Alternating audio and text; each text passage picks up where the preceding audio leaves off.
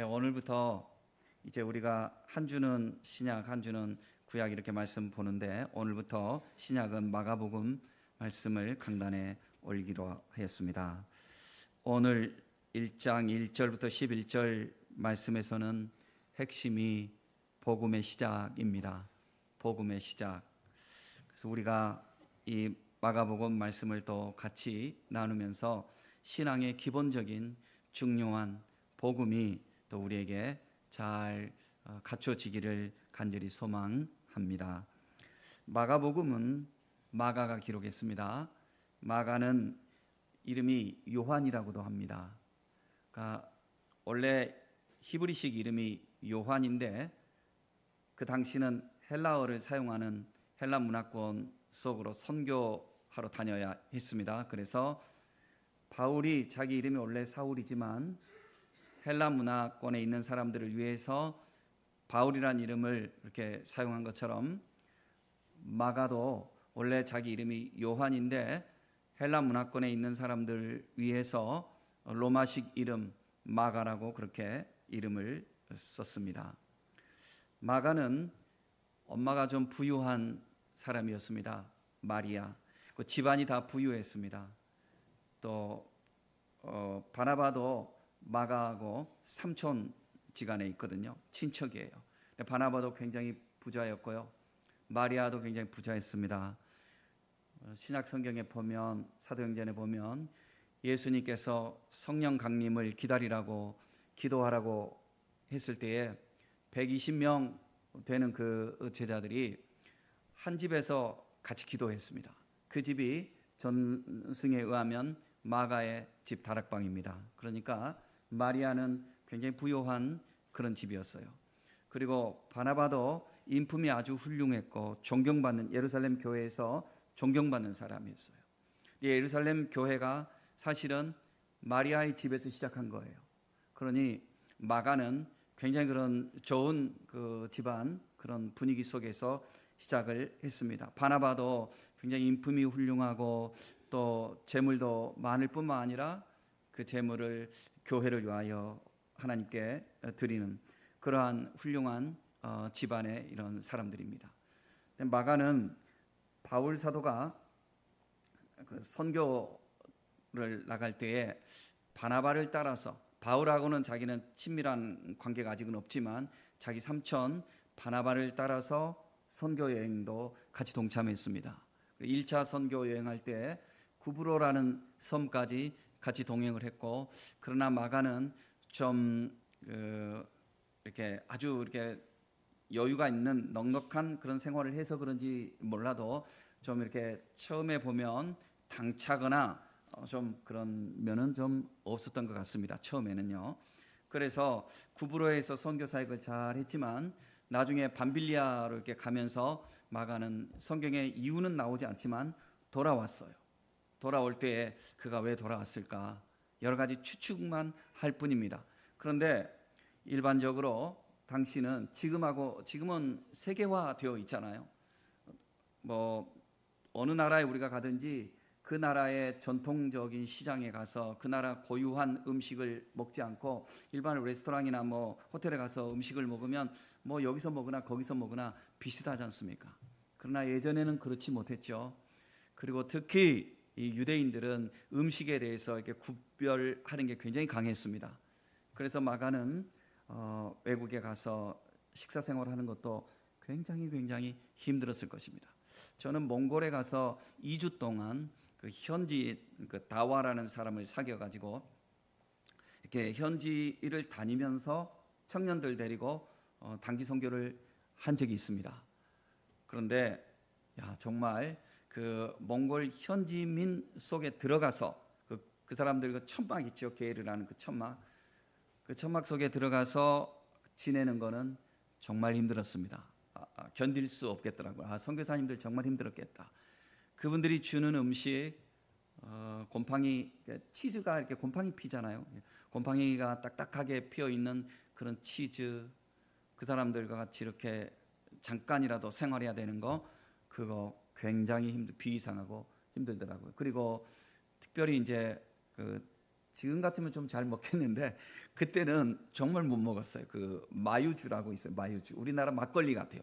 막걸리 같은데 그 사람들 말젓을 이렇게 발효시켜 가지고 주는데 처음에는 그 먹으면 그 알코올성이 있잖아요. 그래가지고 이게 좀 속도 좀 받지 않고 그 다음에 알코올이 확 들어오니까 아주 약한 알코올이지만 이렇게 취하기도 하고요. 그리고 굉장히 힘들더라고요. 근데 그 사람들은 그걸 먹어요.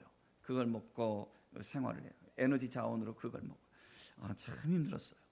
이 마가가 선교 여행 다닐 때 아마 마가는 보통 힘들지 않았을 겁니다. 그러니까 여러 가지 이유가 있는데 저는 마가가 왜 돌아왔을까? 아직 훈련이 되지 않아서 돌아왔을 것 같아요. 그런데 마가는 나중에 한 10여 년 지난 후에 보면 처음에는 이제 그 선교 여행 때 마가가 돌아온 것 때문에 바울과 바나바 사이에 다툼이 있었어요. 2차 선교 여행 갈 때 바나바는 그래도 자기 조카니까 마가를 또 데리고 가려고 하니까 바울은 지난번에 그냥 돌아갔던 사람 그런 사람 데리고 갈 수 없다. 그래가지고 둘 사이에 다툼이 있었어요. 인간잖아요 우리가. 그래서 이런 원인 제공도 한 마가였는데 한 10년 지난 후에 바울이 태도가 어떻게 바뀌냐면 바울의 그 서신서에 보면 골로새서에 보면은 마가를 굉장히 귀한 일꾼으로 언급을 합니다. 또 디모데에게 자기 아들 같은 바울에게는 자기 아들 같은 디모데에게 마가를 좀 데려오라고 자기가 지금 로마에 있으면서 마가를 좀 데려오라고 그는 나의 일에 굉장히 유익한 사람이니까 데려오라고 그리고 또 빌레몬서에서는 마가를 향해서 나의 동력자 이렇게 표현을 합니다. 이런 걸로 보아서 바울과 마가는 나중에 주 안에서 각자 열심히 살아가니까 주 안에서 서로 존중하고 사랑하는 친밀한 그런 관계가 되었던 것입니다. 그런데 마가는 특별히 바울도 바울이지만 마가는 베드로를 굉장히 도왔습니다. 그러니까 베드로를 도운 이야기는 성경에 겉으로 드러나게는 많이 나오지 않지만 베드로전서 5장에 보면 베드로가 마가를 향해서 나의 아들이라고 표현합니다. 그러니까 바울에게 있어서 디모데가 자기 아들과 같았거든요. 이 베드로에게 있어서 마가는 자기 아들과 같았어요. 그러니까 그렇게 도와주는 거예요. 여러분 우리가 그 주 안에서요, 이렇게 처음에 이렇게 서로 우리가 인격도 부족하고 또 믿음도 부족하고 그러다 보면은 서로 이렇게 겉으로 좋은 것도 있고 겉으로 또 싫은 것도 있고 이렇게 부딪히기도 하고 이럴 수 있어요. 그러나 주님 안에 있는 사람들은요, 세상에 이런 육신적인 것이 아니라 주 안에서 우리는 어떻게 나중에 변해가야 되냐면 성령 안에서 서로가 친밀한 관계로 이렇게 나아가야 하는 것입니다. 얼만큼 잘해야 되느냐? 내 혀가 내 입에서 나오는 것처럼 그렇게 잘해야 됩니다. 여러분 혀가 이렇게 편안해야 말도 잘 나오죠. 음식도 잘 먹을 수 있죠. 혀에 문제가 생기면 어렵죠.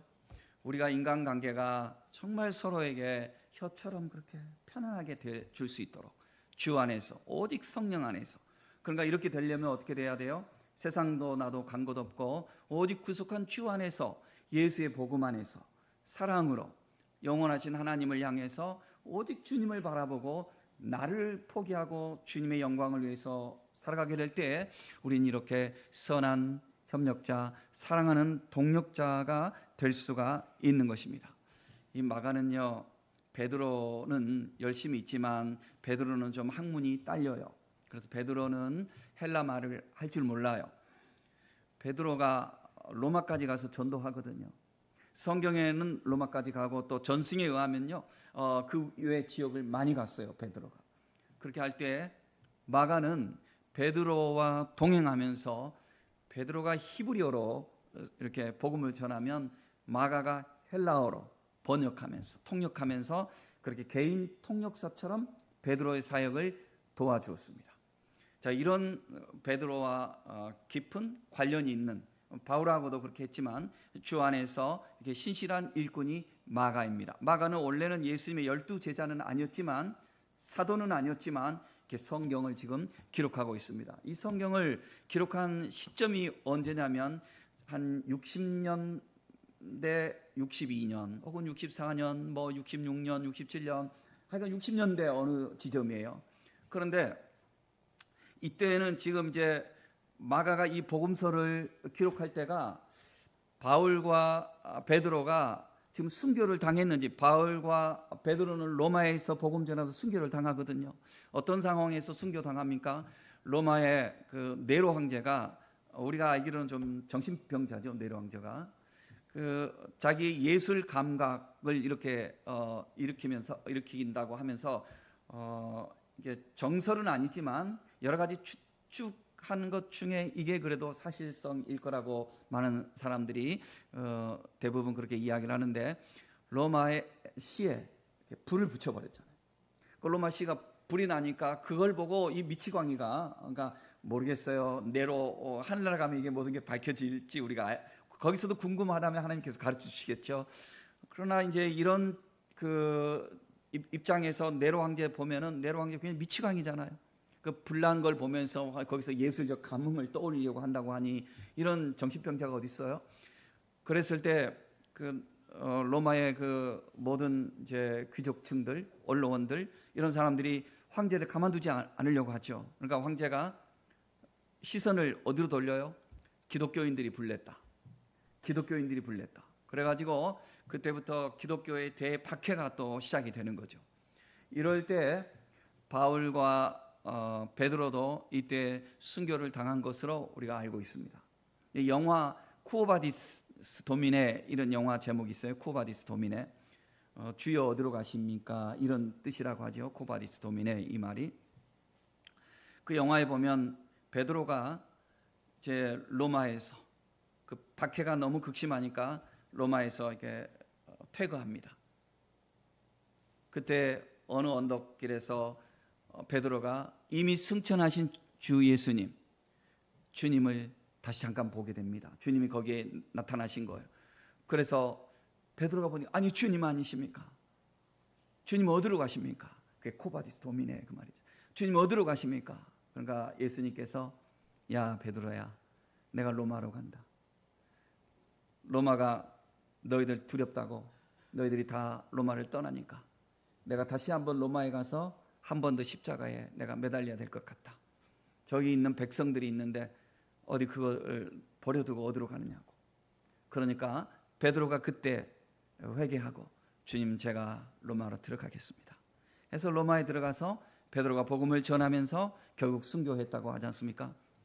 그런데 바로 이제 이러한 시점이에요. 그러니까 바로 이러한 순교를 당한 직후든지 아니면 직전이든지 분위기가 굉장히 좋지 않아요. 지금 이런 상황에서 로마에는 유대 문화 속에 있는 유대 그리스도인들도 있고, 그러나 로마에는 많은 이방인들이 지금 있어요. 그들 중에 성도들, 그 성도들을 향해서 마가가 이 복음서를 기록한 거예요. 그들을 수신자로, 1차 수신자를 그들을 향해서 이 복음서를 전하는데, 마가가 지금 뭐라고 표현하고 있냐면, 하나님의 아들 예수 그리스도의 복음의 시작이라, 이렇게 첫 문장을 쓰고 있습니다. 그래서 오늘 저희도 설교 제목이 복음의 시작 이렇게 했는데, 여러분 우리에게는 지금 하나님의 아들 이런 말, 그 다음에 그리스도라는 이런 말, 예수라는 말은요 사람 이름이에요. 그러니까 예수와 여호수아 것처럼 여러 이런 이름은 당시 흔하게 사용했어요. 그러니까 그리스도는 메시아라는 말이에요. 메시아. 그러니까 이거는 그리스도라는 말을 함부로 쓰는 게 아니었죠. 그런데 예수님에게 지금 그리스도라는 말을 붙이고 있죠.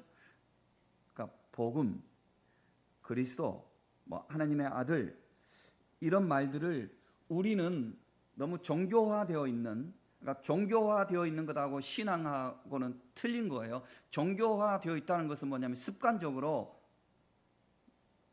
의당 그러려니 하고 이렇게 어떤 종교를 선택하는 것, 이게 종교화되어 있는 거고, 신앙은 이건 생명이죠. 삶이죠. 이건 다른 거죠.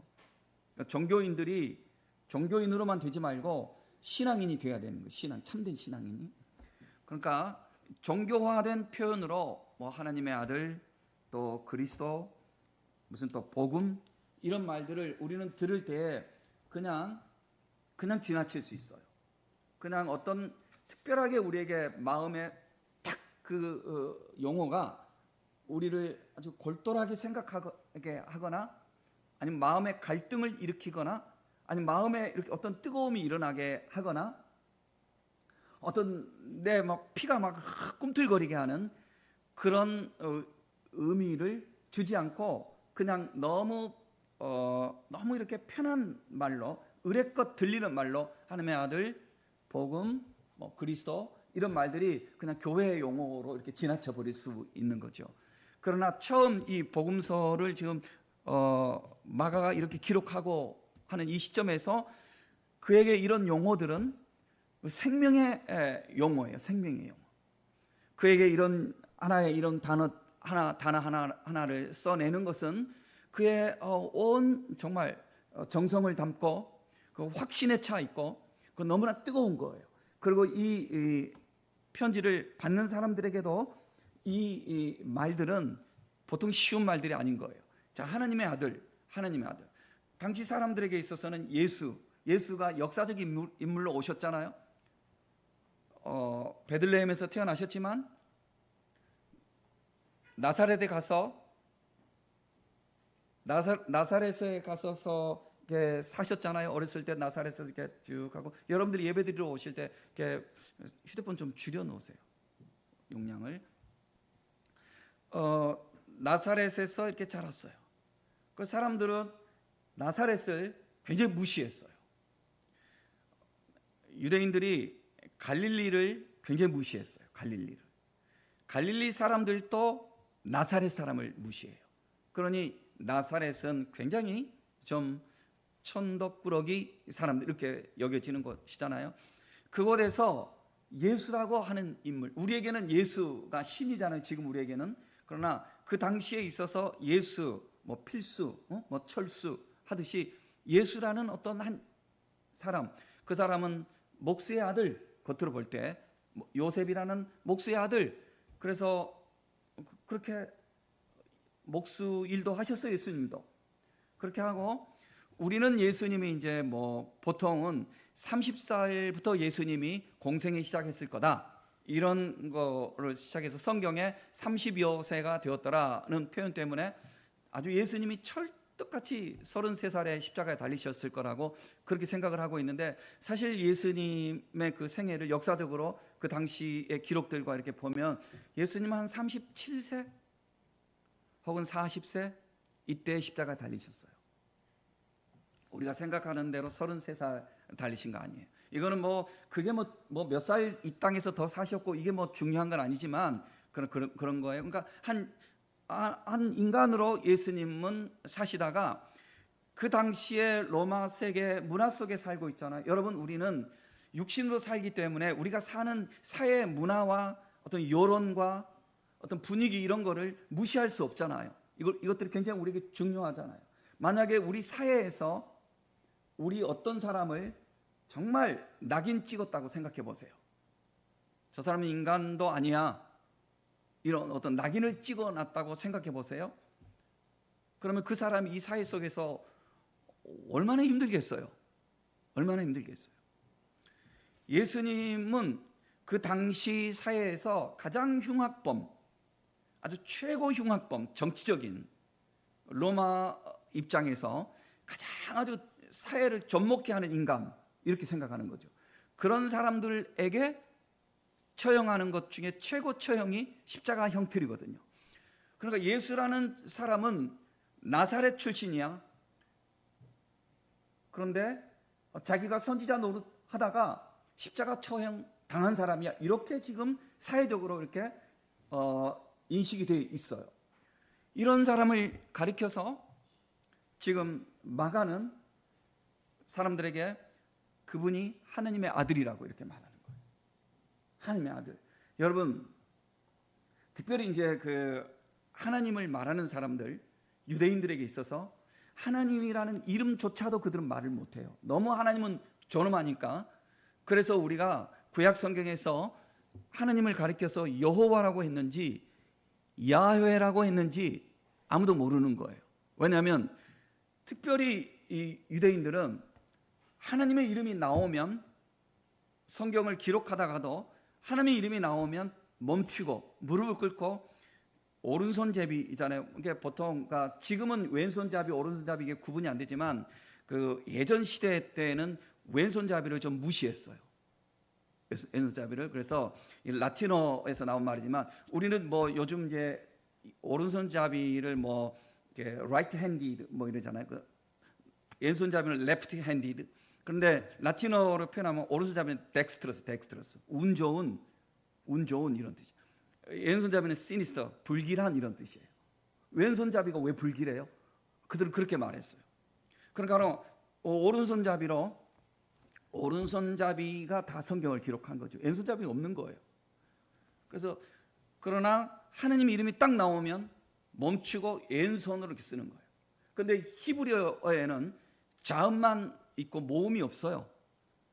그래서 자음만 이렇게 써놓으면은 하나님의 그 철자를, 여호와 철자를 자음만 이렇게 써놓으면 이거를 뭘로 읽었는지 아무도 이 말은 안 했으니까, 그들은 침묵했으니까 이걸 모르는 거예요. 그래서 지금도 여호와라고 해야 될지 야훼라고 해야 될지 모르는, 이게 출애굽기 3장 14절 같은 데 보면 모세가 제가 하나님을 향해서 어떻게 말씀을 드려야 됩니까? 이제 우리가 다음에 출애굽기 볼 때 또 이 말씀 다음 주인가요? 다음 주에 나올지 모르겠는데 나오는데, 그때 하나님께서 해주신 말씀을 히브리 그대로 우리가 추정해서 읽으면 이흐에 아쉐르 이흐에 이렇게 되는 거예요. 나는 나다, 뭐 나는 존재하는 자다, 나는 뭐 있게 하는 자다, 뭐 어쨌거나 이흐에로 우리가 추정해서 읽어요. 이 이흐에, 이것도 우리가 추정해서 읽을 뿐이지 이거를 야훼로 읽어야 될지 뭐 예호라고 읽어야 될지 이거는 여러 가지로 가능성이 열려 있는 거예요.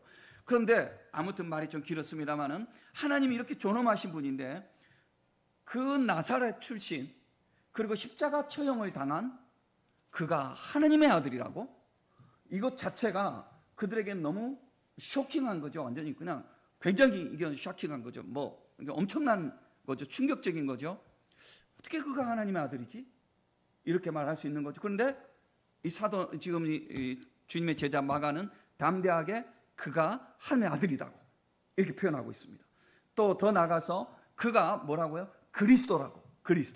그리스도라는 말은, 이것도 우리는 교회 용어, 뭐 예수님을 그리스도라고 하는가 보다 이렇게 하는데, 그리스도는 이거는 헬라어예요. 히브리어는 뭐냐면 메시아예요. 메시아를 헬라어로 바꾸면 그리스도가 되는 거예요. 그러니까 메시아가 뭐냐면 구원자라는 거예요. 그들에게 있어서, 그 당시 사람들에게 생활이 어려우니까 메시아를 늘 다 모든 사람들이 기다렸어요. 그리고 또 특히 성경에서 예언하는 말씀이 그 이제 근동 지역을 향해서 이게 팽배하게 퍼져 나가니까 메시아 대망 사상이 있는 거예요. 메시아 대망 사상이. 그런데 그들에게 있어서 메시아는 뭐예요? 지금은 우리가 참 먹고 살만 하잖아요. 먹고 살만해요, 여러분. 참 우리 너무너무 좋은 시절을 살고 있어요. 이렇게 전쟁이 오랫동안 일어나지 않는 시점이 역사적으로 드물다고 해요, 여러분. 우리 정말 겸손하게 기도해서 앞으로 우리나라가 한 50년 동안 전쟁이 일어나지 않고 이렇게만 가고 이게 남북한이 통일되고 이렇게 나간다면은 뭐 좀 안 된 이야기지만 옆에 나라들은 좀 이렇게 어려워진다고 그러잖아요. 그럼 우리가 세계에 뭐 1, 2등 하는 나라가 된다고 하잖아요. 역사적으로 한번 돌아보면요, 너무너무 어려움이 많은 나라였어요, 우리나라가. 그리고 세계 역사를 보세요. 몇백 년 동안 지속된 나라 극히 드물어요. 근데 우리도 이제 대한 제국부터 시작한다면은 아직 우리도 이제 별로 역사가 깊지 않지만 아무튼 우리가 전쟁 없이 이렇게 살아가고 너무 감사한 거죠. 그런데 1세기에 끊임없이 침략군들이 많이 있고 아주 뭐 또 먹고 살기가 힘들잖아요. 뭐 비가 한 번만 안 와도, 바람이 한 번 불어도 어떻게 그 과학적으로 이렇게 기술적으로 참 어려운 시절에 살아가고 있고, 또 질병이 걸리거나 하면 치료할 길도 까마득하고, 그래서 그런 세월에 살던 사람들 속에 있어서는 정말 먹고 사는 문제를 누군가가 해결해 줄 수 있을 만큼, 그리고 저 로마의 저 위대한 장군들 이상으로 그 대단한 영웅이 나타나서 우리에게 이 좀 뭔가 좀 평화를 주는, 이게 메시아거든. 그들이 기다리는 메시아는 이거였어요. 그런데 아니 저 나사렛에서 태어난 그리고 흉악범으로 몰려서 십자가 처형을 당한 그가 뭐 하나님의 아들? 그리고 그가 메시아? 이렇게 사람들에게 들려진다고 할 때 어떤 의미로 오겠어요? 그런 마음을 갖고 있을 때. 그런데 이 마가는 지금 담대하게 그분이 하나님의 아들이요, 그분이 메시아요, 그런 거예요. 그 다음에 그분이 복음이라는 거예요. 그분이 복음이라는 거예요. 여러분, 우리 복음이라는 말도 우리 너무나 익숙해요. 너무 익숙한 것은 우리 또 평이하게 들릴 수 있잖아요. 복음이 뭐죠? 우리가 이거는 성경 공부할 때 대답할 수 있어요. 복음은 예수 그리스도예요. 복음은 예수 그리스도의 십자가와 예수 그리스도의 부활이에요. 예수 그리스도의 십자가를 통해서 우리의 죄사함이 있고 부활을 통해서 우리에게 영원한 생명을 주는 것, 이게 우리가 이제 성경 공부를 대답하는 식으로 이렇게 해서 복음이에요. 이게 복음. 예수님이 복음이에요. 이건 맞는 말이에요. 그런데 이 복음이라는 말도 그 당시 1세기 사람들에게 있어서는 아주 이거는 이게 일반적으로 쓰여지던 말이었어요. 어떻게 쓰여지냐면은 유앙겔리온, 그 헬라어로 유앙겔리온, 이 말은 그들에게 있어서 어떤 획기적인, 아주 획기적인, 충격적일 만큼 획기적인 기쁜 소식을 가리켜서 복음이라고 그랬어요. 그러니까 우리는 지금은 어떤 뭐 좋은 일이 있을 때 그것을 복음 이렇게 말하지 않잖아요. 우리는 이거를 아주 고유 명사화 되어 버렸잖아요. 이것은 예수님을 가리키는 전형적인 표현이 되어 있잖아요. 그런데 그 당시 사람들은 어떤 획기적인 아주 기쁜 어떤 소식이 들리면 그거를 복음이라고 그랬어요. 예를 들면 황제가 등극식을 가져요, 로마에서. 그럼 그 복음이에요. 왜 복음이죠? 그들은 황제를 신격화하잖아요, 거의. 그럼 황제가 이렇게 탁 세워지면, 제가 어렸을 때만 해도 그 대통령께서 이렇게 서거하시면 백성들이 많이 울었어요. 길거리에 나와서도 울고. 우리나라도 그랬어요. 박정희 대통령 이렇게 서거하셨을 때 많은 사람들이 울었어요. 그죠? 바로 몇십 년 전인데. 그런데 2000년 전 생각해 보세요. 2000년 전에 황제가 등극한다, 어떻게 한다 그러면 굉장히 큰 뉴스잖아요. 그리고 더 나아가서 뭐 북한에서는 예전에는 뭐 그랬다고 하죠. 김일성 씨의 생일이 되면 무슨 특별한 음식이 나오고. 그러니까 황제가 등극을 하면, 황제의 등이식을 하면 백성들에게 뭔가 이렇게 콩가루가 이렇게 떨어지는 거예요.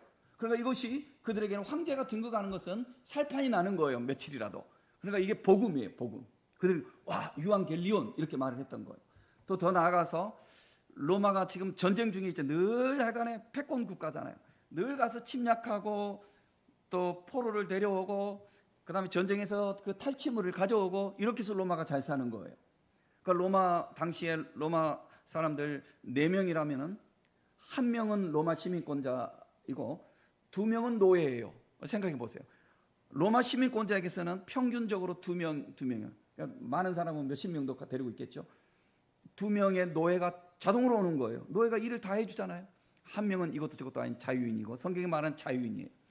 자, 이런 로마 사회 속에서 전쟁에서 이겼다든지 황제가 등극을 했다든지 어떤 이런 충격적인 그들에게 혜택이 주어지는 어떤 그런 소식, 이거를 복음이라고 그랬어요. 그런데 예수님을 가리켜서 복음이라고 지금 하는 거예요. 그러니까 일반인들에게 있어서, 그들에게 물론 그들 중에 이제 부활에 대한 확신을 가지고 소망을 가지고 있는 사람들은 교회로 이렇게 오기 시작을 하지만, 교회 온다고 해서 하루아침에 다 성도가 다 되는 건 아니잖아요. 끊임없이 믿음을 전파하고 다듬어지면서 성장해 가면서 교인 제대로 성도가 돼 가는 거 아니겠어요? 근데 이런 사회 속에 있는 사람들에게 마가가 예수님이 하나님의 아들이요, 그가 메시아요, 그가 복음이다, 이렇게 말을 하는 거예요.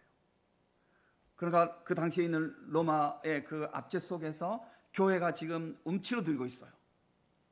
베드로와 바울이 지금 순교를 당한 직후인지 직전인지 정확한 시점을 우리가 증명할 수는 없어요. 지금 마가가 기록한 시절을. 그러나 바로 마가는 그런 로마에서, 지금 그런 분위기 속에 있는 로마 성도들을 향해서, 1차 수신자가 로마 성도들이, 그런 성도들을 향해서 예수님, 그분이 하나님의 아들이요, 그분이 메시아요, 그분이 복음입니다, 이렇게 말하는 거예요.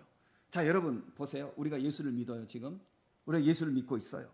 예수를 믿어서 우리 중에는요, 누구도 예수님이 하나님의 아들이다라는 것을 부인할 자가 없을 거예요. 아무도. 또 예수님이 메시아다라는 사실을 적어도 우리가 이론적으로 부정할 사람은 없어요. 그리고 예수님이 복음이다 하는 사실에 대해서도 우리는 거부할 사람이 없어요. 맞아 이래요.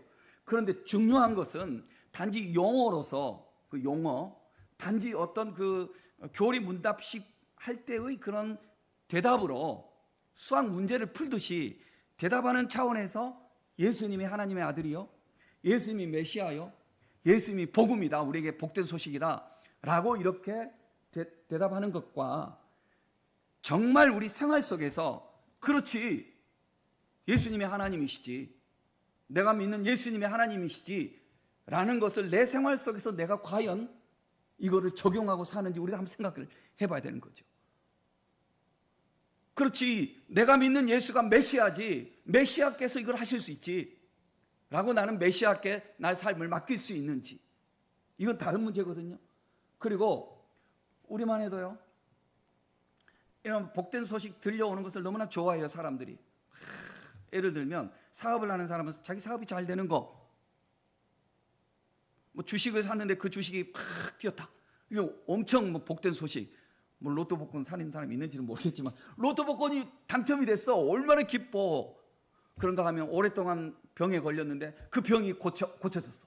병원에서 어렵다고 그랬는데 고쳐졌어. 이게 뭐 굉장한 거죠, 그렇죠? 엄청난 복음이죠. 엄청난 복음이죠. 기쁜 소식이죠.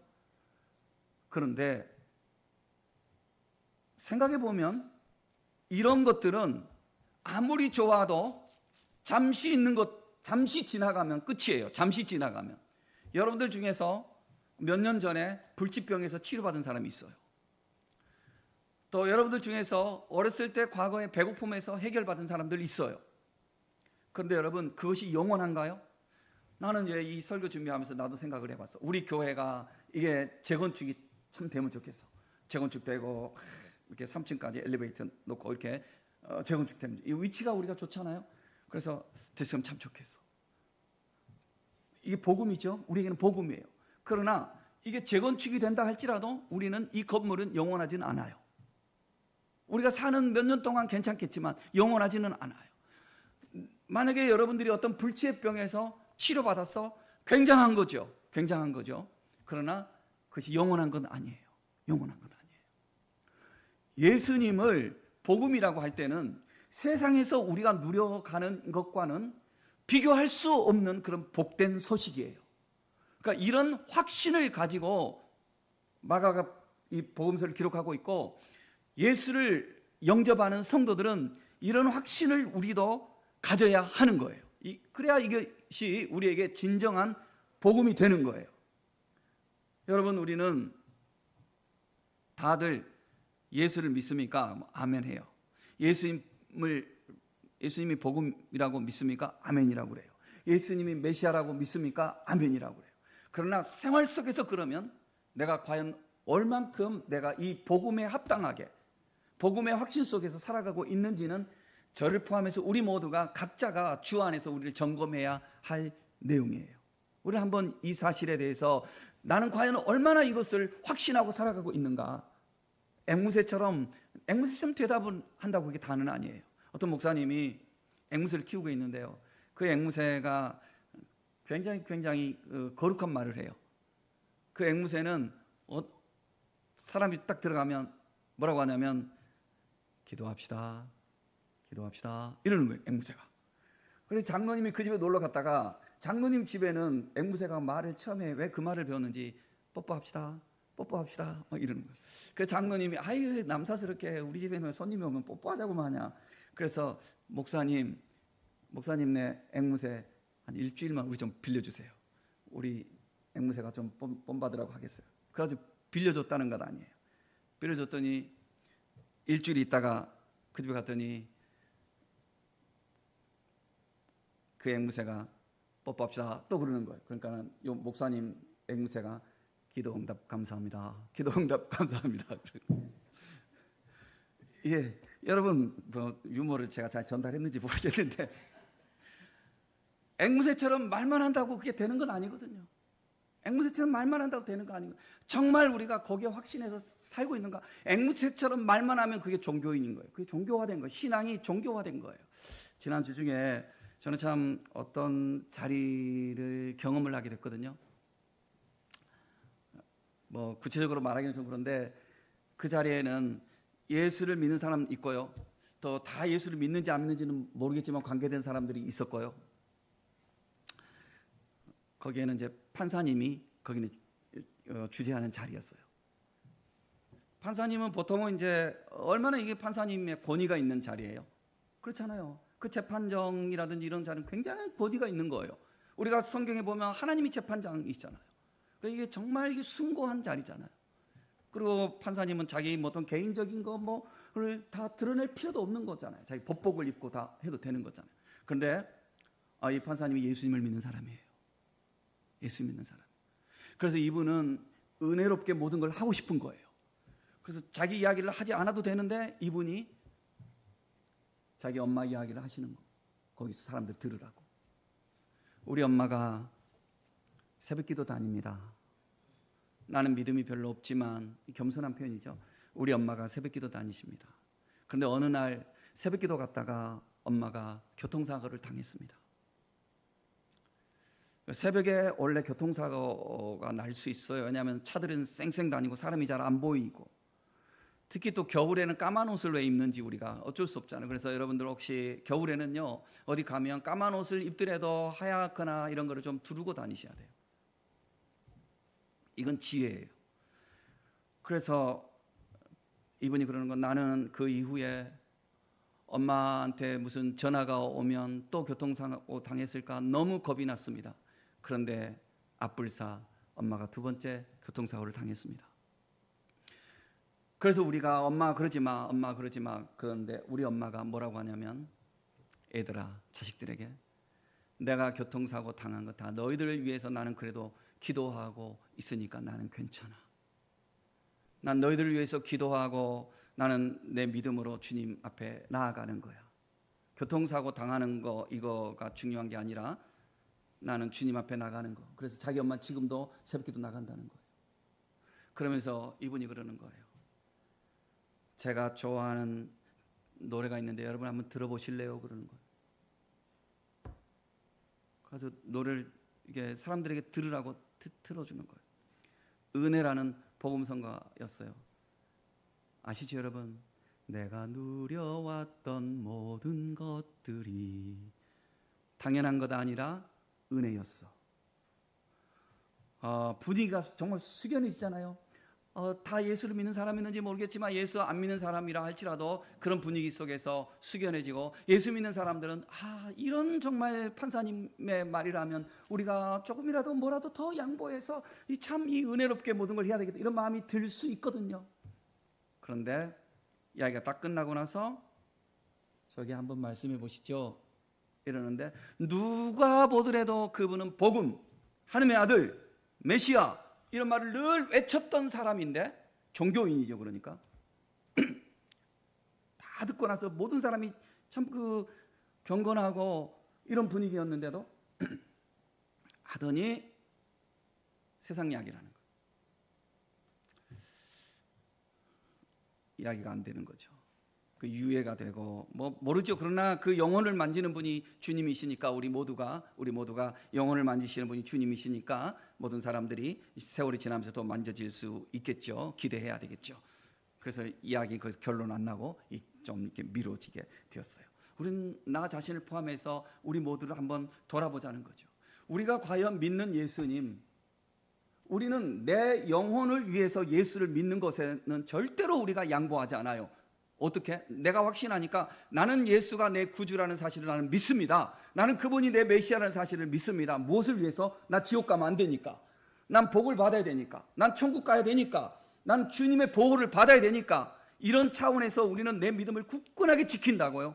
그러나 지금 로마에 있는 그 교인들 정말 먹을 것이 없어서 황제가 등극해서 시혜를 베풀어주는 어떤 그것을 복된 소식이라고 이야기하고 있고, 전쟁에 나가서 로마가 이기고 돌아오면 뭔가 혜택이 좀 주어지니까 그거를 복된 소식이라고 말하고 있는 그런 사람들을 그런 분위기 속에서 저 나사렛에서 목수일을 하다가 십자가 처형을 당하시고 죄수칙을 받아 십자가 처형을 당한 그분이 복음이야. 그분이 메시아야. 그분이 하나님의 아들이요. 그분이 진짜 복음이야. 라고 이렇게 말을 할 때 이 사실이 얼마나 그들에게 실감 있게 들려질 수 있었을까요? 믿음이 없다면 이것을 들을 수 있겠어요? 여러분 생각해 보자고요. 어떤 차원에서 주일날 교회 오는 것 이것만으로도 여러분들 굉장히 믿음으로 홍해를 건넌 사람들이에요. 왜? 이 무더위에 이 정말 좋은 시절에 여러분들은 여기 와 있잖아요. 여기에 와서 우리가 무슨 빵을 나눠주는 것도 아니고 여기 와서 여러분들 뭐 특별하게 뭐 어떻게 하는 것 아니에요. 그러나 여러분들이 믿음으로 여기 오잖아요. 굉장한 거예요. 그러나 이왕에 달리는 말에 채찍질 한다고 말이죠. 우리가 한 번 더 우리 자신을 돌아봐서 과연 우리는 우리 삶 속에서 나는 과연 예수님이 복음, 예수님이 나에게 복된 분, 예수님을 믿는 이것이야말로 가장 나에게 귀한 것, 세상의 그 어떤 영웅, 세상의 그 어떤 정치적인 어떤 큰 혁명, 이런 것 위에 계시는 주님의 이 위대하신 통치를 나는 과연 얼마나 믿고 있는가? 나는 내 생활 속에서 정말 그것을 적용하며 살고 있는가를 돌아보자는 것이죠. 예수님이 세례받는 이야기가 나오잖아요. 이것은 의미가 있습니다. 우리가 이 복음 안에 들어가려고 하면요, 우리가 질서를 따라야 되고요. 예수님이 겸손하게 자기를 낮추시잖아요. 우리도 겸손히 우리 자신을 낮춰야 되는 거예요. 내가 죄인인 것을 인정하고 나는 죄 사함을 받아야 될 자라는 것을 고백하고 주님의 그 은혜 안으로 내가 기꺼이 무릎을 꿇고 들어가야 하는 거예요. 그래서 우리는 고백하고 그 고백이 입술로만이 아니라 삶 속에서 정말 나는 예수로 인해서 나는 복음을 들은 사람이다. 예수님이 나의 진정한 복음이다. 예수님을 내가 믿는 것, 이것이 정말 영원한 나에게 기쁜 소식이다. 나는 그 기쁜 소식을 안고 살아가는 사람이다 라는 확신을 가지고 나갈 수 있는 우리의 믿음이 되어야 하겠습니다. 우리 모두가요, 믿음을 키워야 되겠어요. 앵무새처럼 입으로만 대답하고 저에게도 하는 말이에요. 여러분. 내가 이 복음을 전하는 것과 내가 복음을 살아가는 것은 다른 거거든요. 그렇잖아요. 목사가 복음을 전하는 것은 잘 전해. 이건 종교예요, 종교.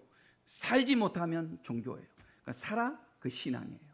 그러니까 저를 포함해서 우리 모두에게 오늘 점검하는 거예요. 과연 우리는 복음 안에서 정말 확신하며 살아가고 있는가? 이 복음으로 살아갈 수 있는 우리 성도들 되시기를 주의 이름으로 축복합니다.